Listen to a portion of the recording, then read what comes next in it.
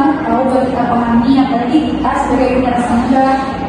Ya udah, gimana kalau sekarang kita bahas bareng atau kita berbicara konsep? Jadi wawasan Nusantara itu apa sih sebenarnya? Gampangnya itu cara pandang dan sikap bangsa Indonesia terhadap diri dan lingkungannya sih. Berdasarkan apa?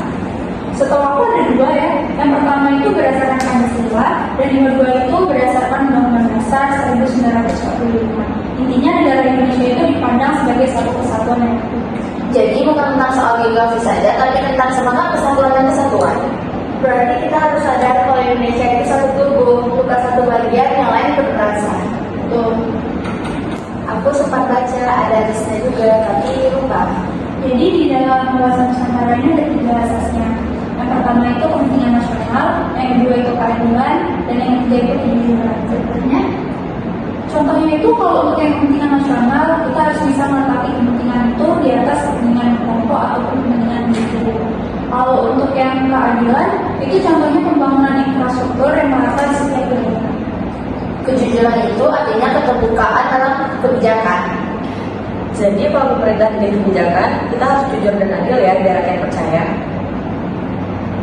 Iya, kayak kita dari kelompok harus jujur dan adil, jangan cuma numpang nama doang. Nah, kalau tujuannya apa aja deh? Tujuannya yang pertama itu menciptakan persatuan dan kesatuan nasional. Terus juga untuk menjaga keutuhan bangsa, menjaga integritas nasional, menjaga pembangunan, dan juga yang terakhir itu untuk memperkuat identitas bangsa. Jadi biar Indonesia kita bisa lihat meskipun berbeda-beda ya. Apalagi negara kita tuh kan macam banget, ada suku, bahasa, dan budaya.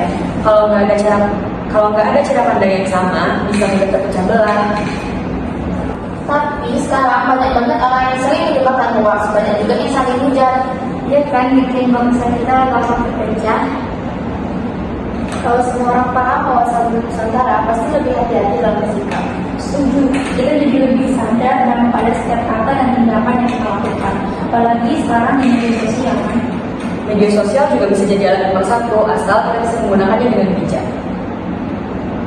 Jadi wawasan Nusantara itu bisa diterapkan dari hal-hal kecil ya. Iya, kayak menghargai budaya lain, gak rasis, dan gak terlalu menjaga daerah. Dari lokal dan dukung UMKM dari masa sih. Betul, dan juga untuk menjaga lingkungan dengan cara nggak buang sampah sembarangan.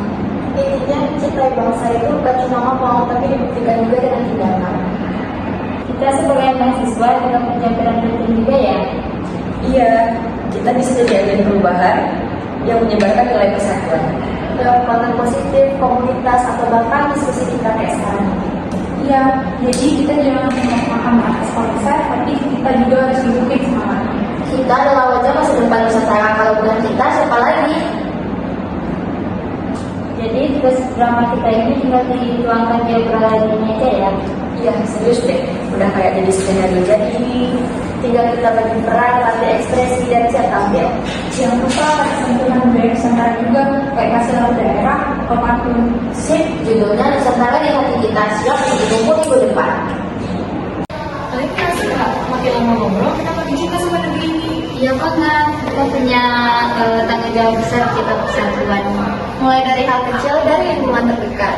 Jadi wawasan Nusantara itu bukan sekedar hafalan, tapi juga kompas hidup kita sebagai anak bangsa. Yuk kita jadi generasi yang tidak cuma cerdas, tapi kita juga cinta tanah air. Wawasan Nusantara Untuk Indonesia, untuk Nusantara.